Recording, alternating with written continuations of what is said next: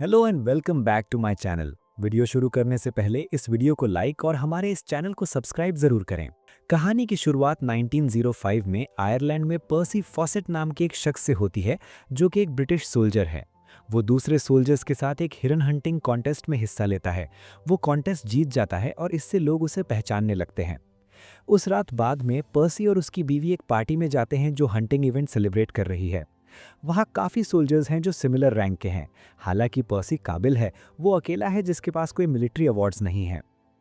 Party में कुछ लोग उसके ऊपर तरस खाते हैं। वो चुपके से बात करते हैं कि पर्सी एक अच्छा सोल्जर है, लेकिन उसकी फैमिली की खराब रेपुटेशन है। उसका बाप शराब और जुए के लिए मशहूर है। एक साल बाद पर्सी लंदन जाने के लिए तैयार होता है। उसे रॉयल ज्योग्राफिकल सोसाइटी में बुलाया गया होता है। जब वो पहुंचता है, वो सर जॉर्ज गोल्डी से मिलता है, जो सोसाइटी में एक अहम लीडर है। पर्सी ने सुना है कि सर जॉर्ज ने लोगों को दुनिया भर के खतरनाक मिशंस पर भेजा है। सर जॉर्ज पर्सी को बताता है कि बोलिविया का सिर्फ एक छोटा सा हिस्सा मैप में है। अमेज़न एरिया अब भी ज़्यादातर नामालूम है। ज़मीन रबर के पेड़ों से भरी है जो बहुत पैसा ला सकती हैं, लेकिन अब बोलिविया और ब्राज़ील इस पर लड़ रहे हैं कि बॉर्डर्स कहाँ हैं। दोनों मुल्क चाहते हैं कि ब्रिटेन मदद करे इससे पहले कि ये भारी जंग बन जाए। सर जॉर्ज पर्सी को इन अनजान एरियाज को मैप करने की नौकरी ऑफर करता है। पर्सी पहले एक ज़्यादा मशहूर मिशन मांगता है, उम्मीद करते हुए कि अपना नाम जल्दी बनाए। लेकिन सर जॉर्ज कहता है ये नॉर्मल मैपिंग जॉब नहीं है। एरिया खतरनाक है, मौसम सख्त है, जानलेवा बीमारियां हैं और कई जंगली कबीले हैं।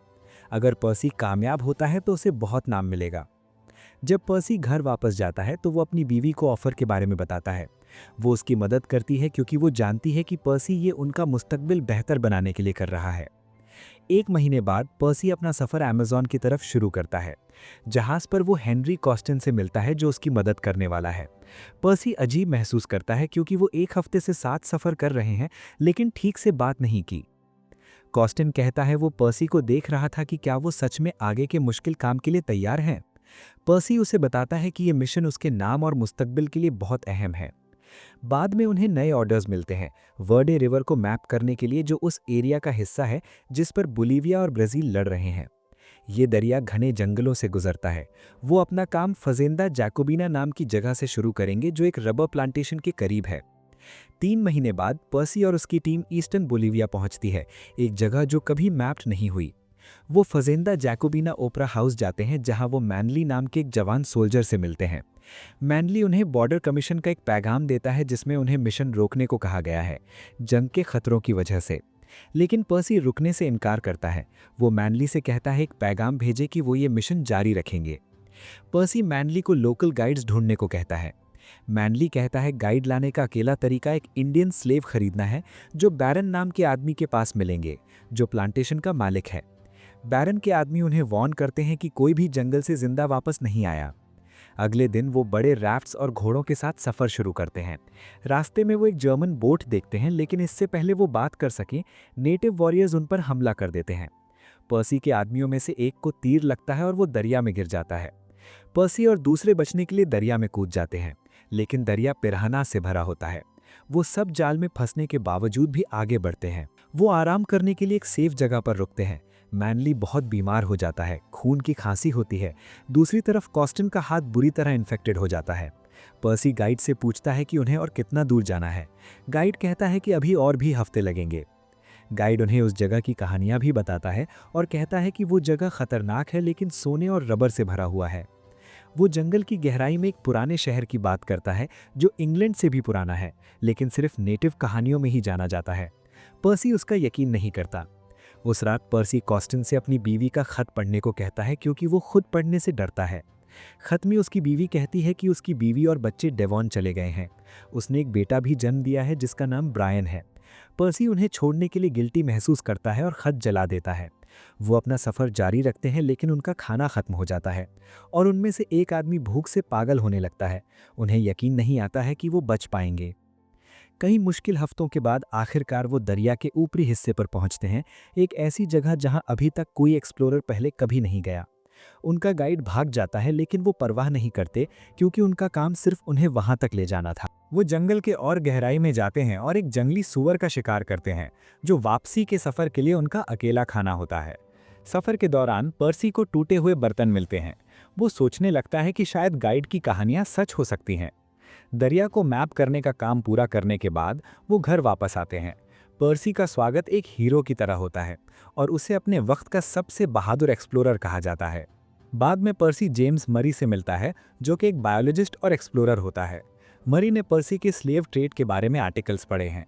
पर्सी उसे बताता है कि हमें अमेज़न के कबीलों का एहतराम और उन्हें बचाना चाहिए। मरी सजेस्ट करता है वो वापस जाएं, लेकिन इस बार लॉस्ट सिटी ढूंढने के लिए, बॉर्डर्स मैप करने के लिए नहीं। कुछ सालों बाद पर्सी अपनी रिपोर्ट एक ऑडियंस के सामने पेश करता है। वो कहता है अमेज़न सिर्फ एक बड़ा जंगल ही नहीं है, बल्कि एक लॉस्ट सिविलाइजेशन है जो शायद आज के कबीलों के पुरखे हों। लेकिन लोग हैरान हो जाते हैं। काफ़ी लोग सोचते हैं पर्सी पुरानी कहानियों के पीछे भाग रहा है, जिनकी वजह से कई एक्सप्लोरर्स मौत तक पहुंच चुके हैं। लेकिन पर्सी इसरार करता है कि अगर वो लॉस्ट सिटी ढूंढ लेते हैं तो ये इंसानी तारीख बदल देगी।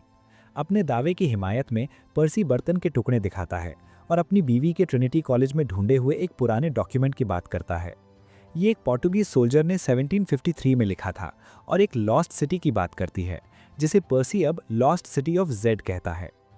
काफ़ी लोग पर्सी के आइडियाज़ पर हंसते हैं। मरी उसे वापस जाने और ये साबित करने का चैलेंज देता है और पर्सी मान जाता है। पर्सी का फैसला उसकी बीवी को परेशान कर देता है। वो उसके साथ जाना चाहती है, कहती है उसने नेविगेशन और एरिया की हिस्ट्री सीखी है। लेकिन पर्सी उसे बताता है सफ़र बहुत खतरनाक है और याद दिलाता है उनके बच्चे हैं। मई 1912 में पर्सी, कॉस्टन, मैनली, मरी और दूसरे एक नया सफ़र शुरू करते हैं। मरी जल्द ही थक जाता है और शिकायत करता है उसका बैग बहुत भारी है। चीज़ों को फेंकता है जो उसे लगता है ज़रूरत नहीं है। बाद में जंगल की गहराई में रहने वाले नेटिव कबीले उन पर हमला करते हैं। पर्सी के लिए ऐसा हमला पहली बार है। वो अपने आदमियों को जवाब न देने को कहता है। हमला करने वालों को शांत करने के लिए पर्सी सोल्जर्स ऑफ द क्वीन गाता है और मैनली म्यूजिक बजाता है। धीरे धीरे कबीला शांत हो जाता है। पर्सी ध्यान से उनके पास जाता है। जब कबीला देखता है उन्हें कोई नुकसान नहीं करना, पर्सी अपनी टीम को शामिल होने के लिए बुलाता है। कबीले का लीडर उनका स्वागत करता है और उन्हें मेहमानों की तरह रहने देता है। लेकिन जब मरी को पता चलता है ये कबीला कैनिबलिज्म के लिए जाना जाता है, वो रहने से इनकार कर देता है और ग्रुप छोड़ देता है। पर्सी और बाकी रहते हैं और कबीले से सीखते हैं। पर्सी चीफ से लॉस्ट सिटी के बारे में बात करता है। चीफ कहता है वो सिर्फ कहानियां जानता है, लेकिन ये नहीं कह सकता कि सच है। वो उन्हें कहता है दरिया के ऊपर जाएं जहां वो शायद दूसरों से मिले जो ज़्यादा जानते हैं। कबीला उन्हें दिखाता है वो कैसे मछली पकड़ते हैं और खेती करते हैं बिना ज़मीन को नुकसान पहुंचाए। पर्सी शर्मिंदा महसूस करता है। उसे एहसास होता है कि हालांकि मॉडर्न लोग इन कबीलों को प्रिमिटिव समझते हैं, वो कुदरत के साथ बैलेंस में रहते हैं और उनके पास ऐसे हुनर हैं जो बाहर वाले नहीं समझते। सफ़र जारी रहता है और ग्रुप मरी को पाता है, जो कमज़ोर है और जंगल में लेटा हुआ है। उसने उनका बचा हुआ सारा खाना खा लिया है। पर्सी उसे देखकर बहुत गुस्से में है। हालात और बिगड़ जाते हैं जब वो राफ्ट से सफ़र करते हैं। दरिया का बहाव तेज़ हो जाता है। पर्सी मरी को हुक्म देता है स्टिल रहे ताकि राफ्ट स्टेडी रहे। लेकिन मरी लापरवाही से हिलता है, जिससे खाने की एक टोकरी दरिया में गिर जाती है। मैनली किसी तरह मरी को किनारे तक मदद करता है और वो सब रिकवर करने के लिए रुकते हैं। इन हादसों की वजह से उन्होंने 2 खाने की टोकरियां खो दी हैं। मरी से पर्सी बहुत गुस्से में है, इतना नाअहल होने के लिए। मरी की हालत और बिगड़ती है और वो पर्सी को सब कुछ के लिए ब्लेम करता रहता है। मरी की वजह से ग्रुप की प्रोग्रेस धीमी हो जाती है। मामले पर ध्यान से बात करने के बाद वो फैसला करते हैं बेहतर है उसे वापस भेज दें। पर्सी उसके लिए इंतज़ाम करता है कि वो दरिया के साउथ में एक करीबी माइनर्स कैंप में जाए। वो मरी को खाना, उनका आखिरी बचा हुआ घोड़ा और एक लोकल आदमी का इंतज़ाम करता है उसे गाइड करने के लिए। पर्सी समझाता है वो मरी की खराब हेल्थ से ग्रुप की सेफ्टी को खतरे में नहीं डाल सकता। जैसे ही मरी जाता है, ग्रुप को पता चलता है उनका बचा हुआ खाना मरी ने जाने से पहले खराब कर दिया था। बिना खाने के वो अपना सफ़र छोड़ने और घर जाने पर मजबूर हो जाते हैं। हालांकि पर्सी टीम को इतनी आसानी से हार न मानने को कहता है। साफ है कि बचा हुआ खाना 1 हफ्ते तक भी नहीं चलेगा। वो एक्सप्लोरेशन खत्म करने का फैसला करता है। जब पर्सी घर वापस आता है, उसे पता चलता है उसकी बीवी ने उनके तीसरे बच्चे को जन्म दिया है, एक बेटी जिसका नाम जून है।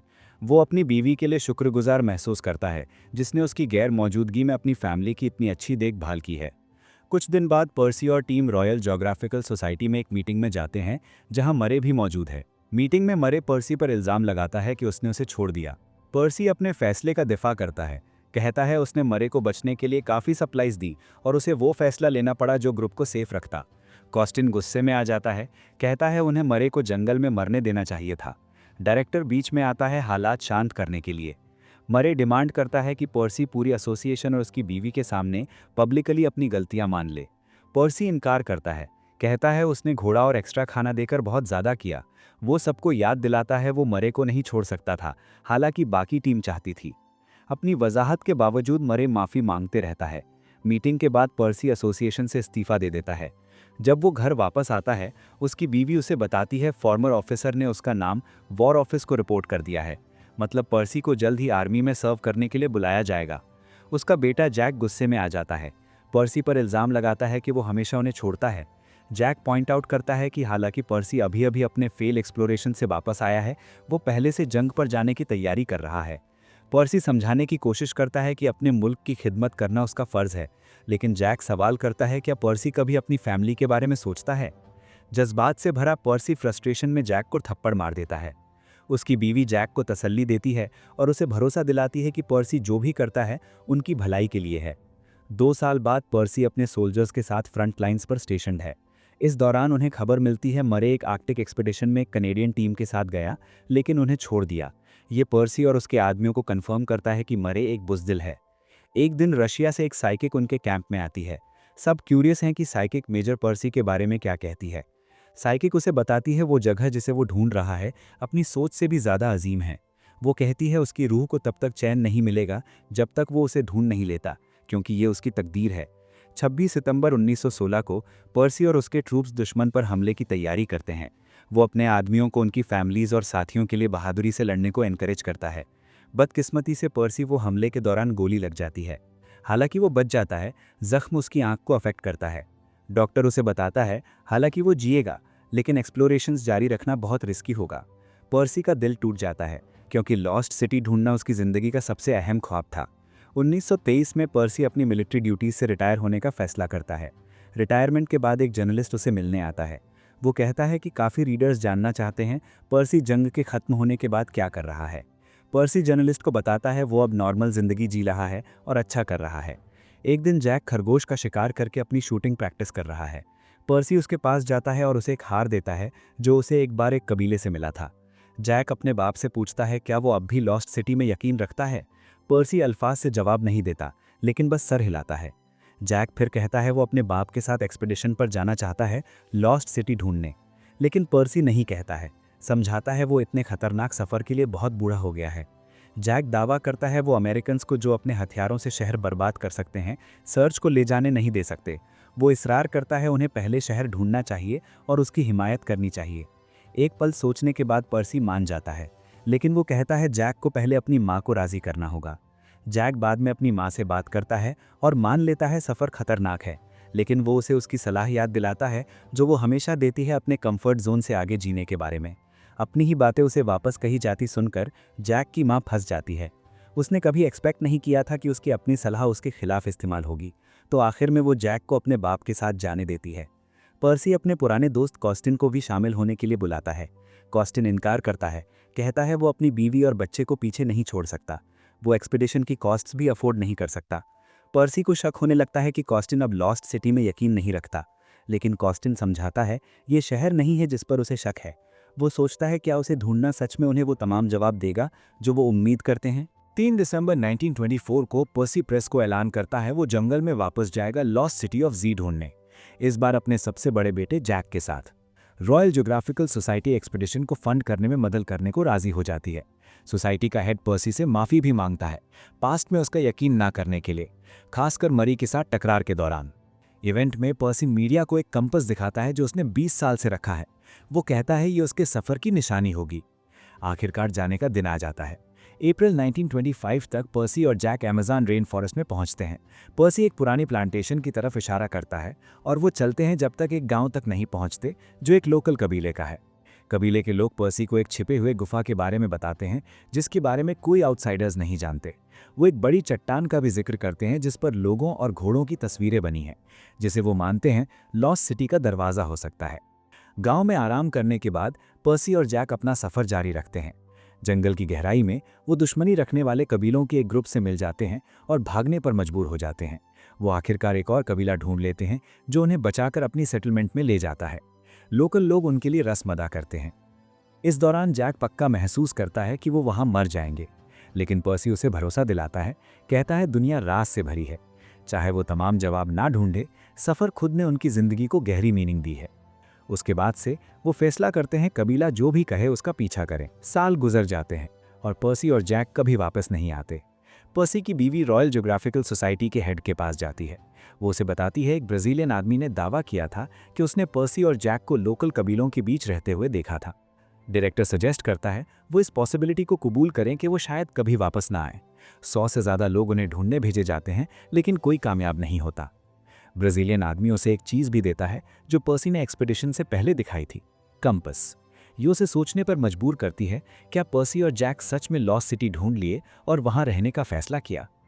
कहानी के आखिर में ये जाहिर होता है कि तकरीबन एक सदी तक लोगों ने पर्सी के लॉस्ट सिटी में यकीन का मजाक उड़ाया, लेकिन 20वीं सेंचुरी के शुरू में आर्कियोलॉजिस्ट्स ने अमेज़न जंगल में छिपे पुरानी सड़कों, पुलों और खेती के एरियाज़ का एक ज़बरदस्त नेटवर्क ढूंढा। इन दरियाफ्तों में वो जगह भी है जिसे पर्सी ने लॉस्ट सिटी ऑफ जी के मुमकिना लोकेशन के तौर पर पहचाना था। इसी के साथ कहानी यहाँ पर खत्म हो जाती है। अगर आपको भी ये कहानी पसंद आई हो तो इस वीडियो को लाइक और हमारे इस चैनल को सब्सक्राइब ज़रूर करें।